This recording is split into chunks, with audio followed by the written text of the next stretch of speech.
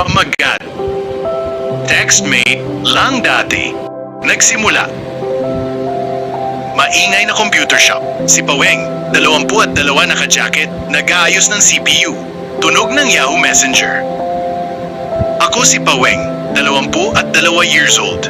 Wala pa akong tahian noon. Sa computer shop ako nagtatrabaho. Lahat ng tungkol sa computer kaya ko gawin. Typing, editing, remix ng musika, thesis, virus removal, at graphic designing.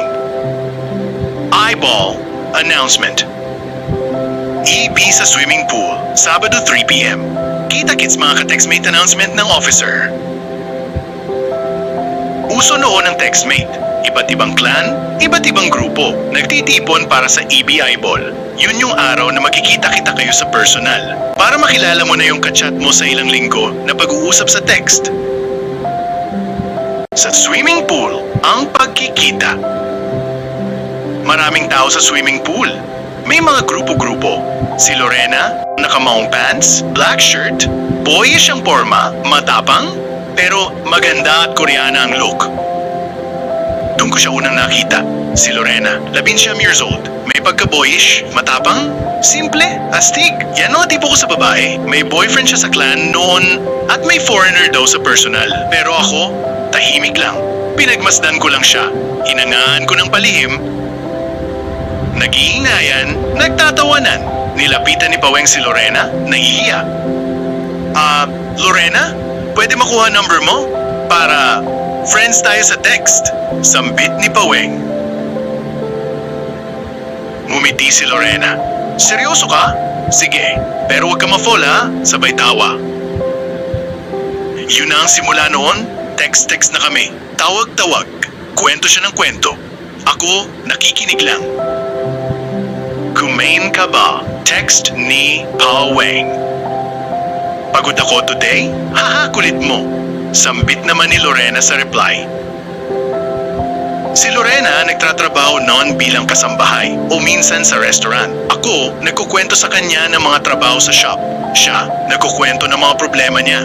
Hanggang isang araw, nagtanong si Paweng sa text.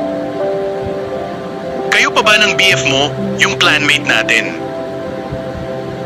Nag-reply si Lorena, wala na kami nung nasa clan. Kakilala lang yun. Tsaka may jowa naman yun. Ako rin, ayoko na. Doon, medyo lumakas loob ko. Unang meet sa plaza, sila lang dalawa. Nagkita kami sa plaza, kumain, nagkwentuhan, inabot kami ng gabi. Ang gaan niya kasama, walang arte, totoo lang. Uwi na ko, sabi ni Lorena. Malayo pa uwian ko. Sige, ingat ka, text mo ko pag nakauwi ka na. Sagot ni Paweng. Gabi na, si Paweng nasa boarding house mag-isa. Biglang nag-text sa phone niya. Paweng, si Gento, friend ni Lorena. Pwede ba siya makitulog sa inyo? Lasing na kasi, wala na masakyan. Hindi ko alam. Hindi pala umuwi si Lorena. Niyaya pala siya ng ibang kaklanmate mag-inuman. At doon ko nalaman. Pasensya na, susunduin ko na lang siya. Saan kayo? Sabi ni Paweng. Sinundo si Lorena ni Paweng. Madilim na kanto. Si Lorena, lasing, nakaupo sa gutter. Nilapitan ni Paweng, inilalayan niya ito sumakay at umuwi sila. Baguhan lang ako sa lugar, hindi ko alam kalakaran.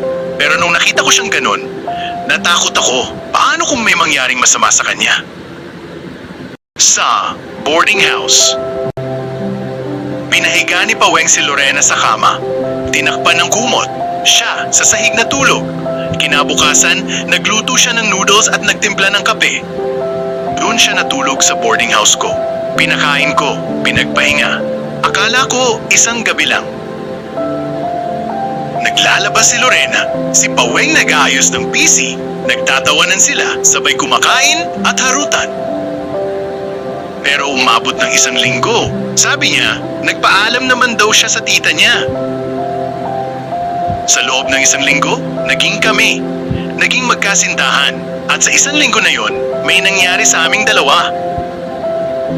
Isang linggong pagsasama, pero may akibat na responsibilidad. Gusto niyo pa ba abangan ang part 2? Paki-comment na kung oo o hindi at kung naranasan nyo rin ang clan noon o textmate noong 10 S o 20 S.